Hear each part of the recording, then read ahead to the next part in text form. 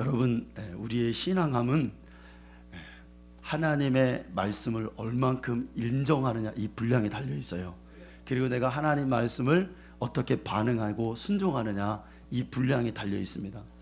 때로는 우리가요, 소문으로 신앙생활하는 분들이 있어요. 야, 누가 뭐 어쨌다더라, 뭐가 어쨌다더라, 이 말 듣고 신앙생활합니다. 어린아이 수준입니다. 어떤 사람은 또 어떤 권면을 듣고 누가 권면해주면, 누가 믿음의 말을 해주면 힘이 났다가도 나 혼자 있으면 또 믿음이 약해져요. 여러분, 그게 아니라 우리는 하나님 말씀의 기준이 되어서 우리의 신앙을 앞으로 나아가야 될 줄로 믿습니다. 그럼 이 하나님의 말씀이 뭐냐? 하나님의 말씀은 오늘 우리가 요한복음 1장 1절을 읽은 것처럼, 첫째, 하나님의 말씀은 영원하다. 따라합니다. 하나님의 말씀은 영원하다. 하나님 말씀은 이 세상에서 하나님이 이 세상을 향해서 전능자이신 절대자이신 주님이 세상에 그 말씀을 선포하셨어요. 그런데 이 세상은 그 말씀을 받고 거부할 수 있는 하나님의 능력이 바로 그 말씀에서 나타난단 말이에요. 낮이 있어라 말씀합니다. 또 밤이 있어라 말씀합니다. 낮이 생기고 밤이 생기는 거예요. 해가 있어라 그러니까 해가 생기는 거예요. 달이 생겨라 그러니까 선포되어진 대로 그대로 이루어진단 말입니다. 그리고 그 되어진 말씀은 지금도 이 세상이 끝나는 그날까지 아마 저 태양과 저 달은 계속 하나님 말씀대로 그렇게 작용하고 있을 거예요. 그래서 하나님 말씀은 영원한 것입니다. 자, 그런데 또 이 말씀이 이 세상에 오셨어요. 이 세상에 오셔서 세상 사람들에게 말씀하기 시작합니다. 그런데 이 예수의 말씀은 그 예수의 목소리는 한 번도 제한받으신 적이 없단 말이에요. 한 번도 그 말씀이 하셨는데 안 이루어진 적이 없어요. 그래서 이 예수의 말씀 또한 이 세상에 거부할 수 있는 하나님의 능력이 되시는 거예요. 할렐루야. 그분이 말씀하면 이적이 일어나요. 그분이 말씀하면 병든 자가 고침이 일어나요. 그분이 말씀하면 믿음 없는 자가 믿음이 생기고 지옥 갈 영혼이 그 말씀을 받고 살아나서 천국에 갈 수 있는 권세를 얻게 되는 것입니다. 근데 주님이 또 말씀합니다. 내가 한 일을 너희도 할 수 있다. 요한복음 15장 7절에 뭐라고 합니까? 너희가 내 안에 거하고 내 말이 너희 안에 거하면 무엇이든지 구하라. 그리하면 내가 시행하리라. 아멘. 너희가 내 안에 거하고 내 말이 너희 안에 거하면 너희들이 원하는 무엇이든지 구하라. 그러하면 내가 시행하리라. 그래서 이 말씀을 받고 누가 그대로 했어요, 여러분? 예수님 하신 일을 누가 했어요? 제자들이 했어요. 아멘. 제자들이에요. 그리고 오늘날 쭉 그 말씀을 신뢰하고 그 말씀의 권위를 인정하는 자들은 반드시 예수의 생애를 재현했습니다. 오늘도 동일하게 우리에게 그 말씀의 능력이, 효력이 있을까요, 없을까요? 그런데 왜 우리는 그 말씀을 인정하지 못합니까? 할렐루야. 네, 제가 세일할 때 말했죠. 야, 우리 기도원 가가지고 사모님이 보청기 끼지 않으면 안 듣는 사모님이 하나님의 말씀 듣다가 보청기를 빼버렸어요. 귀가 들리고. 그걸 눈으로 보는데 여러분 어떻게 부인할 수 있습니까? 하나님의 능력을. 자, 여러분, 우리의 문제는 뭐냐면, 우리의 문제는 신앙생활에 아무런 일이 일어나지 않는 게 문제예요. 사실은 조용한 게 거룩한 게 여러분 절대로 아닙니다. 하나님의 말씀을 인정하면 거기는 변화가 있게 돼 있어요. 하나님의 능력이 나타나게 돼 있는 거예요. 아무 일이 안 나타나는 건 그건 죽은 신앙이에요. 하나님의 말씀은 어떻다고 그랬어요, 여러분? 죽어 있어요, 살아 있어요? 살아 있어요. 살아 있으니까 역사하시는 거죠. 아멘. 오늘도 그 말씀이 우리 안에서 살아서 역사해서 그 말씀의 권세가 우리에게도 이루어지기를 간절히 축원합니다. 네. 그런데 성경에 보면은 예수님도 이렇게 말씀했어요. 하나님의 말씀을, 그 권위를 인정하지 않고 무시하는 자들에게 나타나는 현상이 뭘까요, 여러분? 네. 역경을 당할 때 그들은 반드시 넘어집니다. 어려움이 오면 말씀이 없으면 반드시 쓰러져요. 그래서 예수님이 산상수훈에서 말씀합니다. 마태복음 7장 26절과 27절에 말해요. 이 말을 듣고 행하지 아니하는 자는 그 집을 모래 위에 지은 집 어리석음과 같다라고 말씀하셨어요. 비가 내리고 창수가 나고 바람이 불면 그 집이 부딪혀가지고 무너짐이 심할 것이다 라고 말을 하고 있습니다. 아멘. 말씀이 없으면 그렇다. 이 세상의 모든 만물은 하나님 말씀에 반응합니다. 그리고 말씀한 대로 계속 유지되는 거예요. 아멘. 그런데 왜 인간만은 그 말씀의 권위를 상실되냐 이거예요.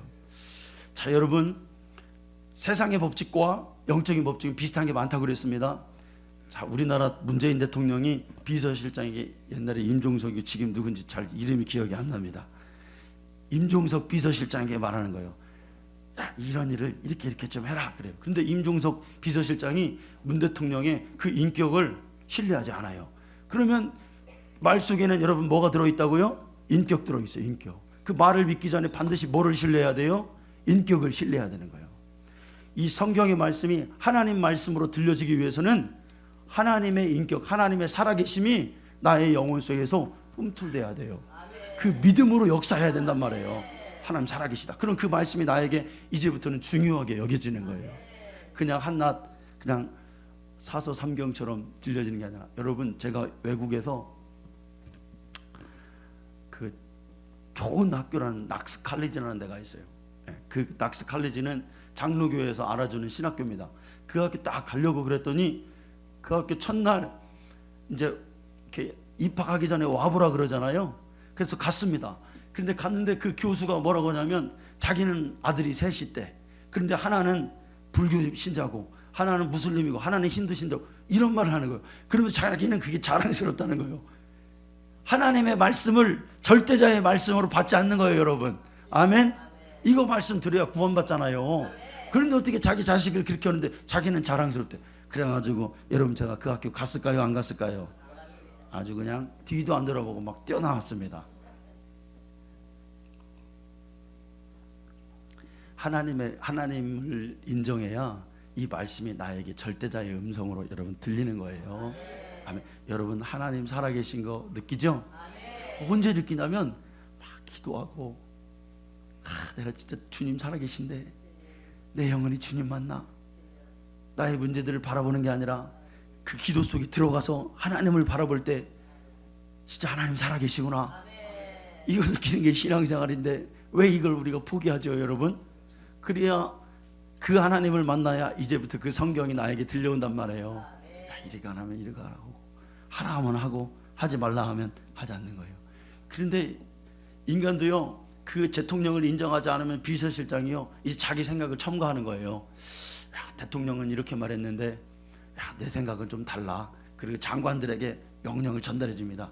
야, 이건 이렇게 하고 이렇게. 그렇게 봤더니 대통령이 말한 그 결제와 다른 거예요.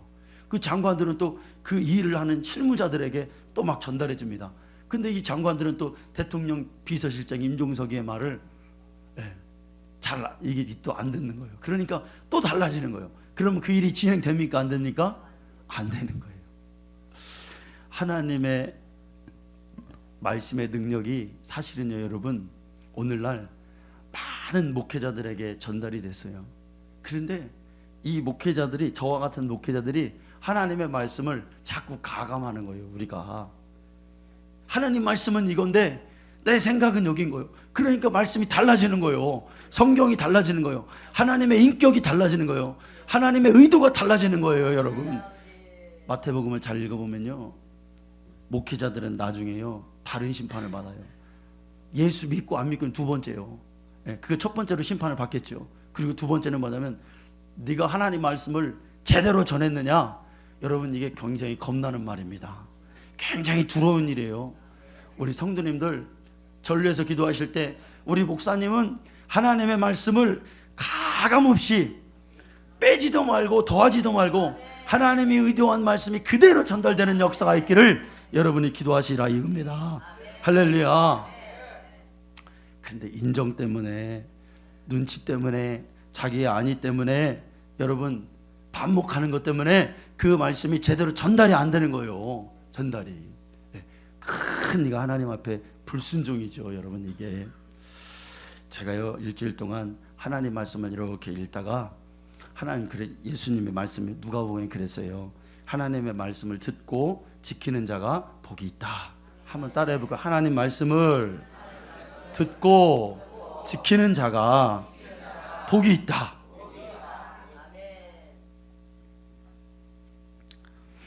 그런데 열왕기상을 읽다가 참 여러분 이상한 걸 제가 깨달았어요. 열왕기상 17장 8절을 한번 띄워줘 보세요. 네. 그 뒤 띄워줄 수 있어요, 동근 집사님? 네, 하여튼 여러분 그래요. 자, 17장에 이런 구절이 있어요. 이 내용이 뭐냐면 엘리야 시대에 여러분 그때는 하나님을 다 떠나고 사람들이 우상을 섬겼던 시대죠. 그러니까 하나님이 하늘에서 비를 몇 년 동안 안 내렸어요? 3년 6개월 동안 비 안 내렸어요. 그러니까 사람들의 삶이 다 피폐해진 거예요. 네. 그런데 3년 6개월 동안 비가 안 내리니까 시돈에 사는 어떤 과부 이야기가 나옵니다. 그래서 기근이 심하고 먹을 게 없는 데다가 남편도 없어요. 돈 벌어다 남편이 없어요. 그러니까 이 과부는 아들하고 둘이가 아퉁박퉁 막 먹고 사는 거예요. 네. 그러다가 어느 날 버티다가 이제 이 과부가 이렇게 작정해요. 야, 우리 그 밀가루 통에 보니까 밀가루가 한 움큼밖에 안 남은 거예요. 이거 먹고 이거 빵 만들어 먹고 내 아들하고 죽어야 되겠다 생각을 딱 한 겁니다. 그래서 이제 이 과부가 나무를 해가지고 그래, 오늘 이거 먹고 죽자 결심했어요. 그런데 하나님의 말씀이 엘리야에게 그때 임하는 거예요.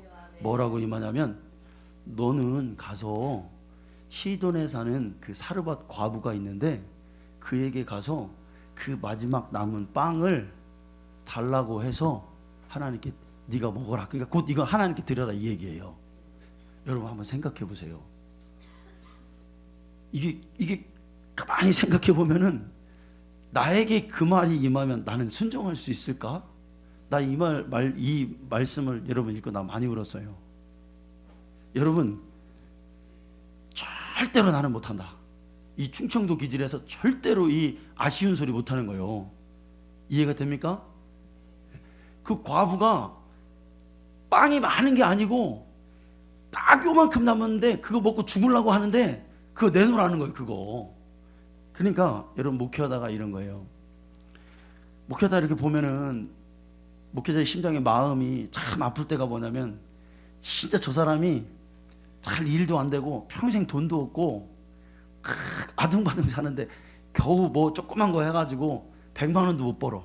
근데 그거 가져오고 먹고 산단 말이에요 지금. 근데 어느 날 나에게 하나님이 너 거기 가가지고 그 과부에게 네가 버는 그 돈 하나님께 내놔라, 바쳐라, 그 얘기하라는 거예요. 할 수 있겠어요 여러분? 아, 나 실감 또 안 나네 오늘 여러분. 이것도 이게 보니까 말씀의 깊이가 여러분이 들어가기를 원합니다. 그게 너 감사헌금도 하고 너 하나님께 그거 바쳐라. 그럼 하나님 복을 주시겠대. 이 얘기가 안 나오는 거예요. 자, 그런데 이 엘리야는 참 독한 사람입니다. 하나님의 말씀이 엘리야에게 가서 이 9절 읽으면 그게 이제 나와요. 근데 갔어요. 그러니까 그 과부가 보이잖아요. 그 빵을 만드는데 그 과부에게 단호하게 말합니다. 너 그 빵 그거 있지? 그것도 마지막 남은 거 있지? 하나님께 드려라. 그러면 하나님 복을 주실 것이다. 얘기하는 거예요.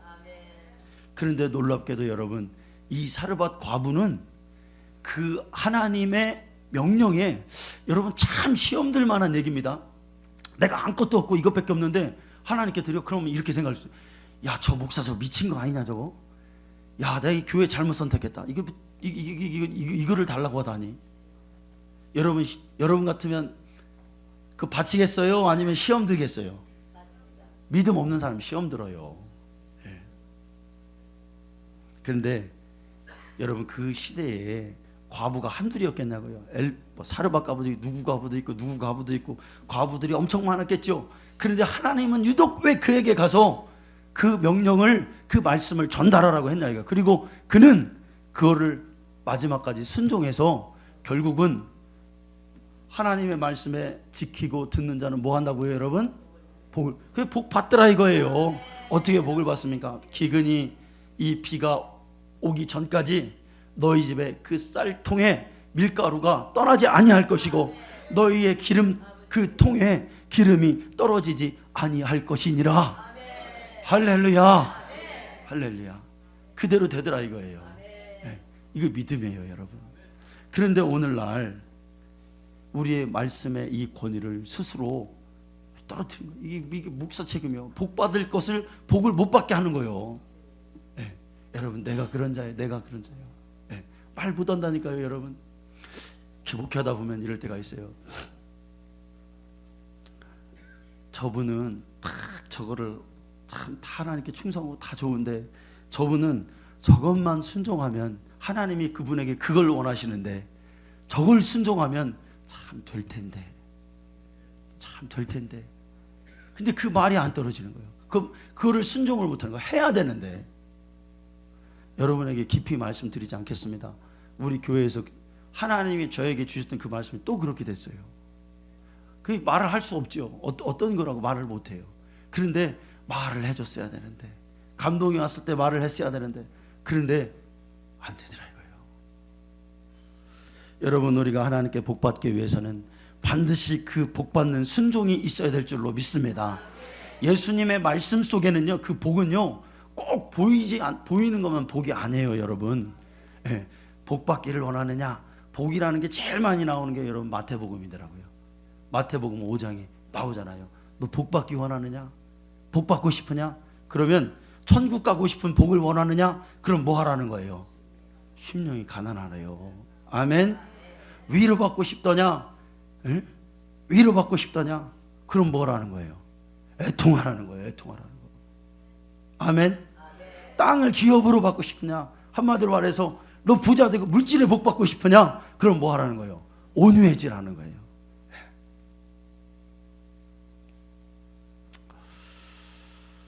여러분, 하나님의 복을 받기를 간절히 원합니다. 하나님의 복은 복받을 짓을 하는 자에게 복이 와요. 그 말씀의 권위를 인정할 때, 그리고 그 권위를 인정하여 그 말씀을 순종할 때 나에게 복이 임하는 겁니다.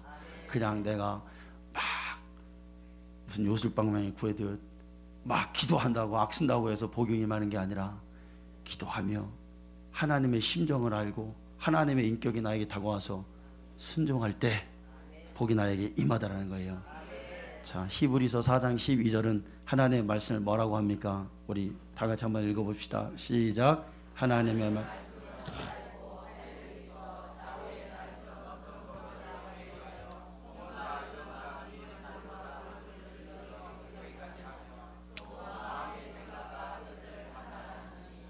아멘.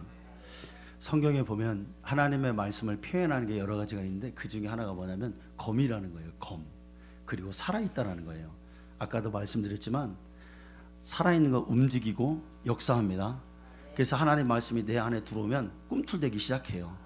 그래서 내 오장육부 사지백체 뿐만 아니라 내 영혼의 생각과 심령 골수를 찔러 쪼개서 그게 이제 꿈틀대기 시작하는 거예요.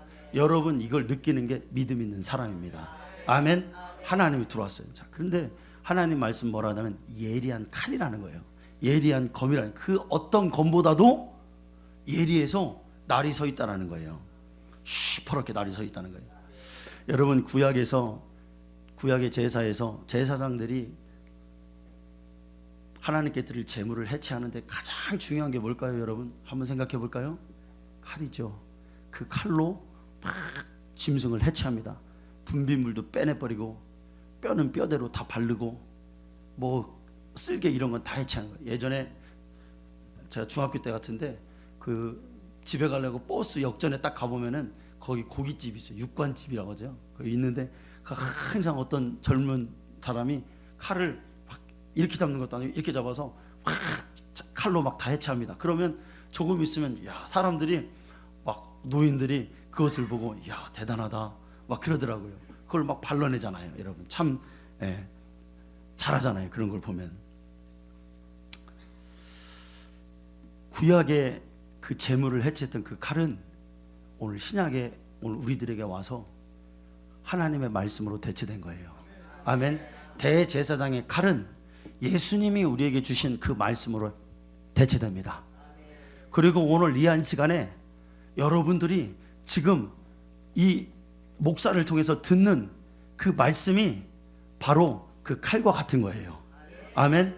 그럼 그 칼은 여러분 누구를 겨누고 있어야 되냐? 오늘 하나님께 예배드려 제물되는 나를 향해 있어야 돼요. 그리고 마침내 그 칼은 나의 심령 골수 속으로 깊숙이 들어옵니다. 아멘. 여러분들 하나님 말씀을 들으면 칼처럼 그 말씀이 나의 심령 속으로 오늘 들어오는 역사가 있기를 간절히 축원합니다. 아멘.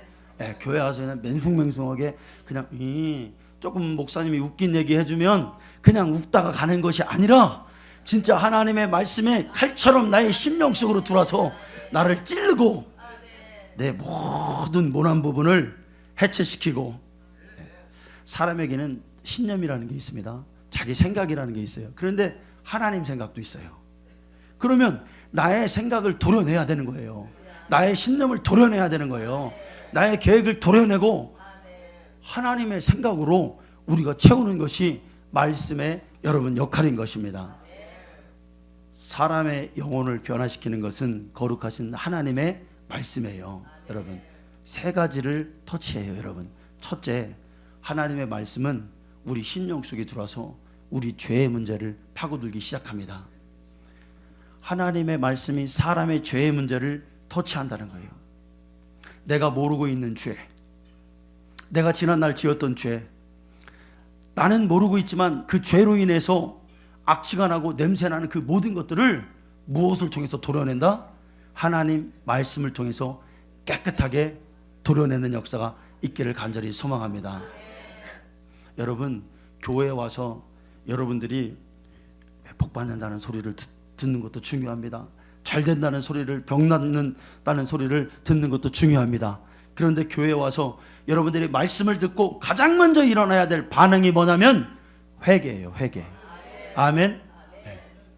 오늘 여러분 교회에 와서 회개, 내 심령이 막 일으켜지고 내가 지난날 하나님 앞에 불순종했던 것들이 회개의 역사가 여러분들에게 일어나냐 이거예요. 일어나야 된다는 거예요. 여러분. 아멘.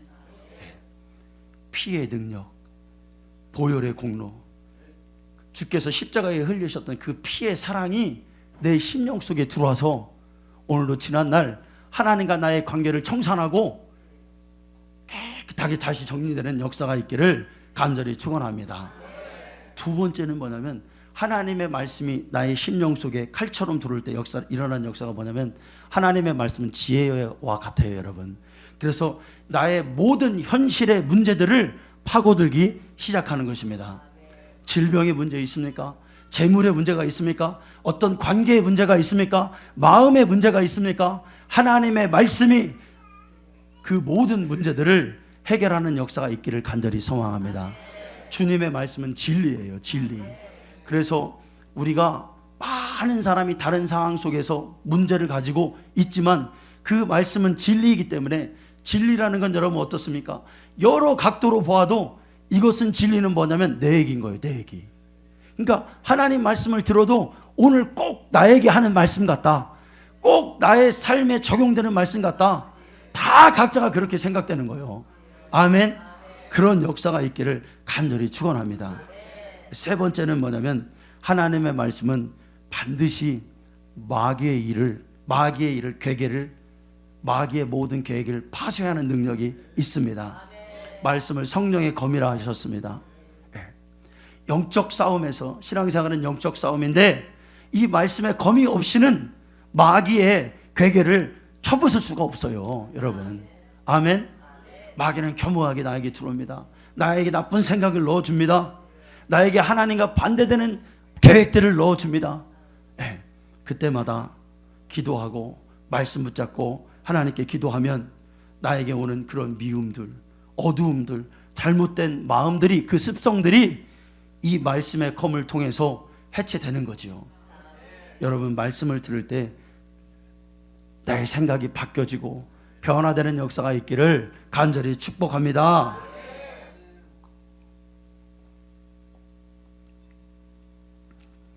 시편 119편 105절에 보면 하나님 말씀 뭐라 했습니까? 주의 말씀은 내 발의 등이요 내 길의 빛이니이다 그랬어요. 내 발의 등이요 내 길의 빛이니이다. 이 말씀을 여러분 잘 읽어보면 이 시인은요, 뭔가 자기가 어둠 속을 걸어봤던 사람 같아요. 그런데 주님 말씀대로 살아보니 야, 그 말씀이 빛이었구나. 여러분에게 한번 질문해 봅시다. 이 시편 기자가 지금 주의 말씀은 내 발의 등이요 내 길의 빛이라고 했는데 이 사람 목적지가 어딜까요? 이 사람 가는 곳이 어딜까요? 천국이겠죠. 아멘. 하나님 나라가 이 사람 목적지였어요. 아멘. 다른 거 없어요. 뭐 복 받는 게 목적지가 아니고 뭐 어떤 응답이 목적지가 아니라 이 사람 가는 길의 최종 목적지는 주님 나라였단 말이에요. 그런데 세상을 보니 온통 그 세상이 다 뭐였냐면 흑암과 어두움 뿐이네. 이 사람이 나에게 이렇게 말해줍니다. 야, 이렇게 사는 것이 옳게 사는 거요. 이렇게 살아가면 잘 사는 거요. 그렇게 따라가 봤어요. 근데 그 길은 뭐냐면 사망의 길이었던 거예요. 어떤 이론이나 어떤 철학이나 어떤 학설이 이 사람을 끌고 갑니다. 야, 이렇게 가면은 너 성공해. 이렇게 가면 잘 사는 인생이야.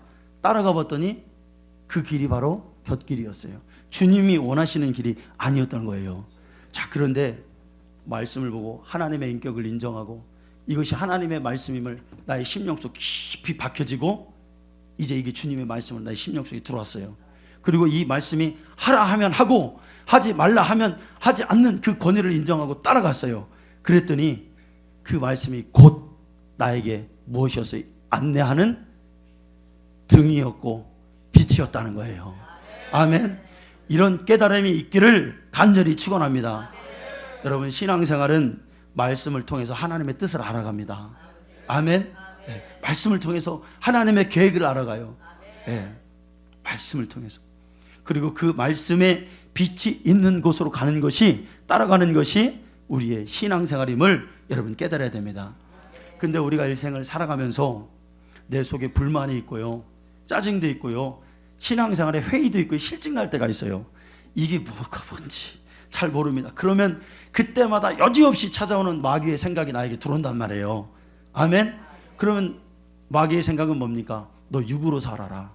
네 육신이 하고 싶은 대로 해라. 육신의 소욕이 원하는 대로 한번 가봐라. 근데 가봤더니 거기가 뭐예요? 거기가 어둠이었단 말이에요. 그래서 그 어두움 속으로 계속 가는 자는 하나님 나라 못 들어가는 거예요. 아멘.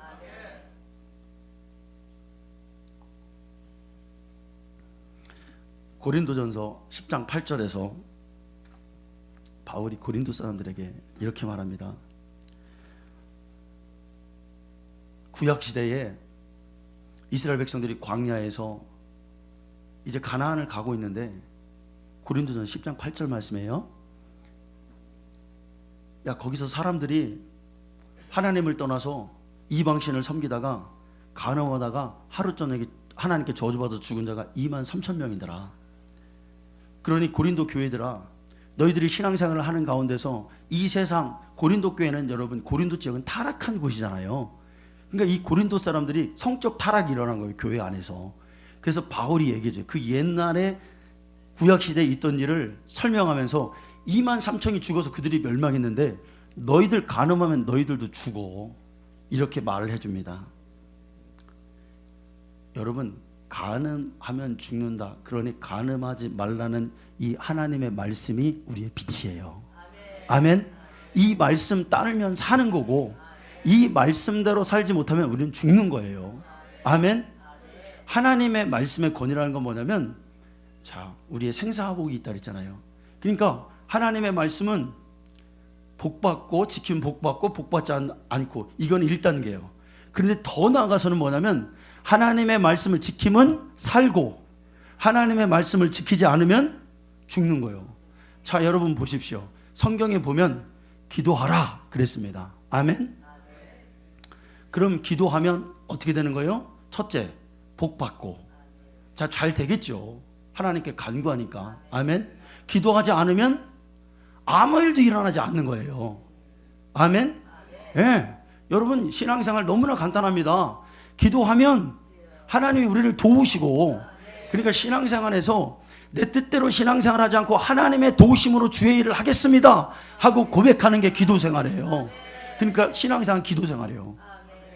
기도하지 않으면 제가 그랬잖아요, 여러분. 자, 하나님이 그 사람이 불쌍해서 무언가를 하나님 그에게 정말 주셨어요. 그런데 기도하지 않으면 이 바보가 영적인 무감각 때문에 이게 하나님으로부터 온 건지 이게 어디 우연히 발생한지를 분별을 못하는 거예요. 하나님이 아무리 좋은 걸 줘봐도 기도하지 않으면 이게 하나님이 나에게 은혜로 주신 건지 그 은혜를 망각한단 말이에요. 그래서 기도해야 돼요. 아멘. 그런데 더 나아가서 하나님의 말씀의 권위는 뭐냐면 기도하면 어떻게 될까요, 여러분? 사는 거예요. 기도하지 않으면 죽는 거예요. 여러분, 제가 언제부턴가 전 세계에 있는 이 시대를 쓰임받았던 그래도 목사님들을 연구하기 시작합니다. 그리고 한국에서도 하나님께 한 시대를 쓰임받았던 사람들을 연구했어요. 그런데 그 중에서도 타락한 사람들이 있어요. 하나님께 하나님 손에 붙들려서 성령에 붙들려서 정말 그들의 입이 인간의 입이 아닌 성령의 말을 막 폭포수와 같이 쏟아놓는 사람들. 근데 그들이 타락합니다. 왜 타락하는지 제가 가만히 생각해 봤어요. 여러분, 왜 타락할까요? 다른 게 없어요. 단 한 가지예요, 여러분. 뭘까요? 기도하지 않아서 그래요. 기도하지 않으면 마귀의 밥이 돼요.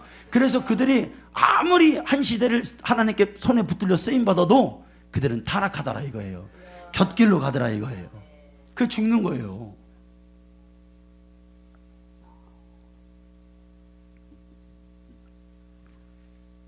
여러분, 하나님이 구약에서 안식일을 지키라 그랬습니다. 안식일이 오늘날 뭐가 됐습니까? 주일이 됐죠. 그러면 한번 봅시다. 안식일을 지키면 복 받고 안식일을 안 지키면 복을 못 받겠죠.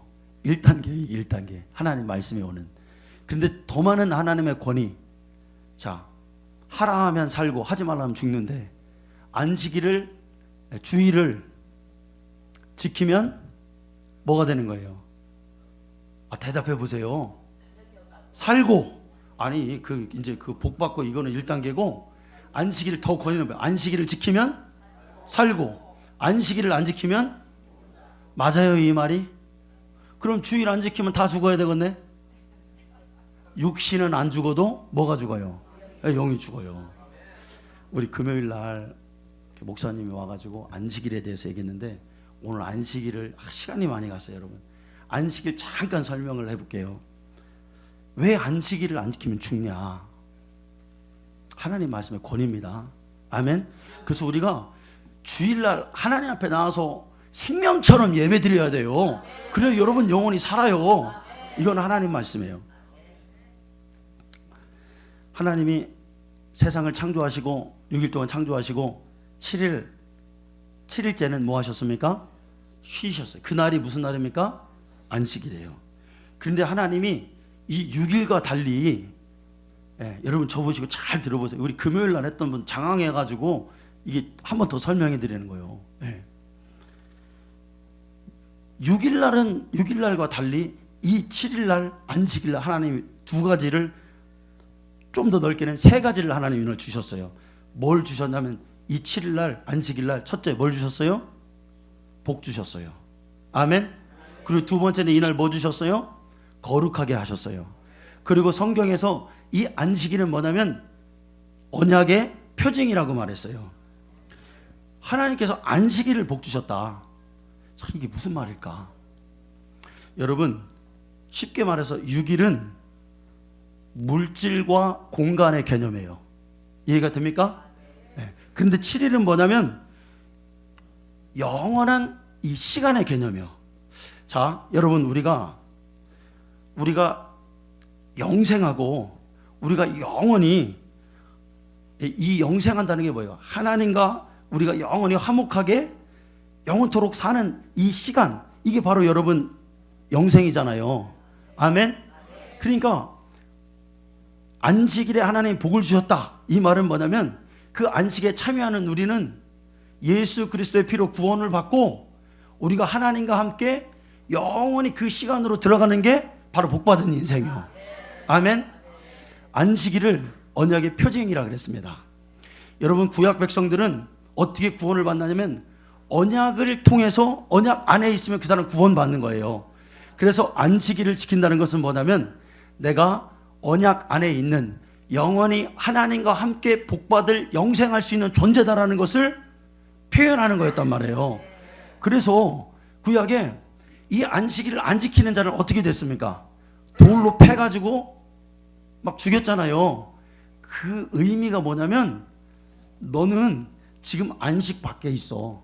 그러니까 안식일을 안 지킴으로 인해서 너는 하나님의 영원한 그 영생에 들어가지 못하는 자야. 그러니까 돌로 죽였다는 건 뭐냐면 너는 지옥 갈 자야. 너는 앞으로 죽을 자야. 라는 것을 표현하는 거예요. 아멘. 그게 안식이었단 말이에요. 그러니까 오늘날 우리가 여러분 보세요. 이 시간이라는 개념은 사실 인간이요 가장 모르는 영역이에요. 이 시간이라는 영역은 사람이 가장 두려워하는 영역이 또 이 시간의 영역이에요. 이해가 됩니까? 그러니까 하나님은 이 시간에다 복을 주셨다는 거예요. 그런데 반대로 이 물질과 공간의 시간에 사람들이 생각하는 건 뭐냐면 이 물질과 공간에다가 사람은 투자하기 시작해요. 시간에 대한 두려움이 많은 사람일수록 여러분 우리가 1초 있잖아요. 1초라는 것도 여러분 어떻게 됐습니까? 1968년도에 그 도량령 위원회 CGPM이라고 하는 세계 그 위원회에서 이게 나도 모르는 용어인데 내가 찾아보니까 그렇더라고요. 세듐 원자의 복사 주기에 91억 9천만 배를 곱해서 그거를 1초로 정했대요. 이게 무슨 말인지 나도 몰라요. 하여튼 복잡하면 그 1초로 정한 거예요. 그러니까 우리는 초도 모르고 사실은 분도 우리가 임의로 정한 것 뿐이요. 시간이라는 건 뭐냐면 그냥 우리가 세월을 살아보니까 그냥 조금 변해 있고 내가 늙고 내가 힘이 빠지고 그냥 그런 정도로 우리가 인식하는 거예요. 이해가 되십니까? 그래서 사람은요 이 시간을 막 두려워합니다. 왜? 통제가 안 되니까, 붙잡을 수 없으니까. 그래서 시간을 두려워하는 자들은 다 물질과 공간 안에 그 사람은 자신을 숨기기 시작해요. 그리고 거기에 투자하기 시작하는 거예요. 그런데 여러분, 하나님은 이 물질과 공간에 복을 주신 게 아니라 어디에다 복을 주셨다고요? 시간에다 복을 주셨다는 거예요. 이게 안식에다 복을 주셨다는 의미요. 아, 이해가 되시나 모르겠네. 이게 좀 어려운 거, 이거 써가면서 해야 되는데. 네.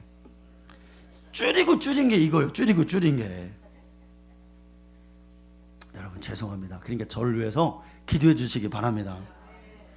그래서 여러분 알기 쉽게 우리가 이렇게 말하잖아요. 삼성의 이건희가 물질과 공간 안에서 우리나라에서 최고 많이 복받은 사람이에요. 돈이 제일 많으니까. 그렇죠? 그런데 지금 그 사람 어떻게 하고 있어요? 누워있지요. 우리가 그 사람이 아무리 수십 조를 갖고 있어도 우리가 그 사람처럼 되고 싶어요? 부러워합니까? 부러워하는 사람 한번 손들어 보세요. 한 5조 줄 테니까 누워가지고 숨도 못 쉬고 코 끼고 말도 못하고 그 누워있는, 바로 이런 개념이에요, 여러분. 아멘. 그런데 우리는 이 물질과 공간 안에서 그렇게 많이 복을 받지 못하여도 우리는 왜 우리가 기뻐? 하나님은 영원한 시간에 복을 주셨다 이거예요. 그 영원은 누구를 통해서 우리가 얻는 거예요? 예수 그리스도의 피를 통해서. 그래서 예수님이 뭐라고 말하셨어요? 나는 안식의 주인이다라고 말씀하신 거예요. 주권자예요, 그분이. 아멘. 어떤 장로님이 그러더라고요. 내가 직접 들은 얘기인데 자기는 170세까지 살아야 되겠다는 거예요. 아, 그런 분이 있어요. 내가 누구라고는 말 안 하는데. 근데 그 얘기를 농담으로 하는 게 아니라 제가 가만히 봤더니 이 양반이 진심으로 하는 거예요. 그래서 170살까지 의학이 발달이 안 되잖아요. 자기 아들들이 의사예요. 그러니까 130살까지로 줄였다는 거예요. 170살까지는 어려우니까. 지금 오늘 뭐 텔레비 보니까 어젠가 보니까 일본에 116살 산 할머니가 지금 제일 오래 살고 있대요. 120살까지는 살겠더라고요. 물질과 공간 안에서 여러분 하나님의 자녀는 잘 먹고 잘 살겠다고 하는 고백을 하면 안 됩니다. 오히려 하나님 나는 그 영원한 세상이 좋아요. 이거 한낱 이거 70년 80년이면 날아갈 거. 여러분 상상해 보세요. 170년까지 살았어. 그렇게 살면 뭘 거예요, 여러분? 자기 아들도 죽었고 자기 손자도 다 죽었어. 그러면 자기 막 손자들이 다 보면 야, 저 할아버지 누구냐? 그럼 옛날부터 저 할아버지 그냥 있었는데 나도 누군지 몰라. 야, 귀찮아 죽겠어. 여러분 그런 소리 듣고 살고 싶어요? 적당히 이 세상에서 하나님 잘 섬기다가 진짜 내 영혼의 때를 위해서 하나님과 기도하면서 성도들과 잘 먹고 맛있는 거 먹고 행복하게 살다가 기뻐하며 살다가 하나님이 복 주신 그 안식 영생을 누리는 그곳으로 우리는 가야 된단 말이에요, 여러분. 아멘. 네. 그러면 주일날 우리 성도님들이 안식일을 하나님 복 주셨는데 아직도 그것을 못 깨닫고 공간과 물질에 헤매이면서 살아가는 사람들이 천국에 가겠냐 이거예요. 하나님은 여기 관심은 여기 있는데, 하나님은 이 영혼에 관심이 있는데, 나는 아직도 세상에서 골프 치고 돈 조금 벌면 나는 아직도 즐기고 있고, 여러분 그건 하나님이 원하는 삶이 아닙니다. 우리는 거기에 얽매일 필요가 없는 자들이에요, 여러분. 답답해 죽겠어요, 여러분. 왜 이걸 우리가 못 깨닫는지. 막 하나님이 나에게 복 주시고 막 부자 되게 하시면 나는 막 그 돈 갖다가 막 그냥 막 뿌릴 것 같아. 막 그냥 할렐루야. 막 예수 믿게 하는데 막 전도하는데 막 돈 쓰고 막. 우리 형님이 막 그런 케이스거든요.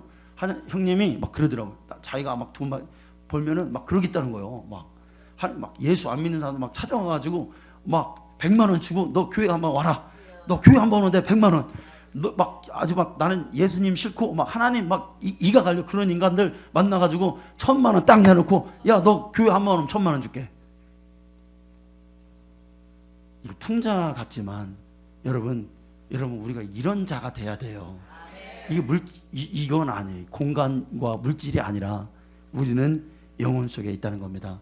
그래서 하나님 말씀대로 우리는 안식일을 지키고 주일날 예배를 드리고 우리의 영혼이 살아야 됩니다. 자, 마지막 말씀, 시간이 너무 많이 가서 하나님의 말씀의 권위를 인정하는 교회는요, 개인뿐만 아니라 하나님의 말씀을 인정하는 교회가 하나가 되고 살아나요. 아멘. 에스겔 37장 이하 절을 보게 되면 뭐가 여러분 되어 있습니까? 그들의 영적 상태를 하나님 보여주시잖아요. 다 보니까 살은 하나도 없고 심줄도 하나도 없고 피도 하나도 없고 다 뭐만 있어요? 뼈만 있는 거예요. 그게 그들의 영적 상태였어요.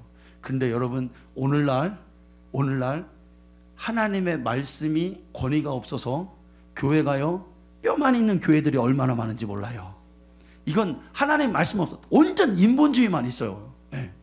그러면요 생기도 없고 다 흩어져 있습니다.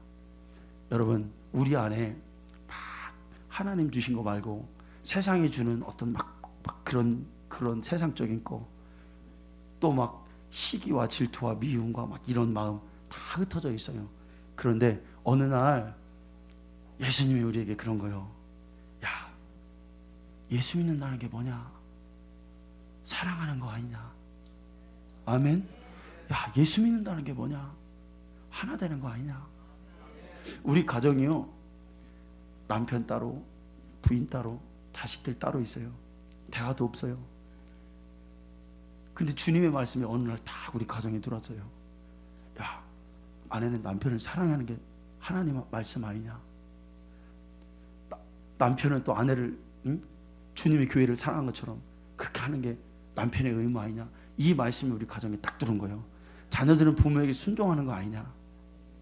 이 말씀이 우리 가정에 들어온 거예요. 그러면 그때 뭐가 되는 거예요? 하나가 되는 거예요. 아멘? 여러분 우리 교회가 그렇게 돼야 됩니다. 하나님 말씀의 권위를 인정할 때만 우리가 하나 됩니다. 아멘.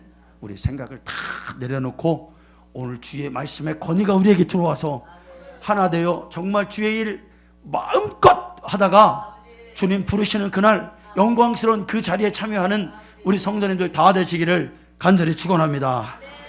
기도하겠습니다.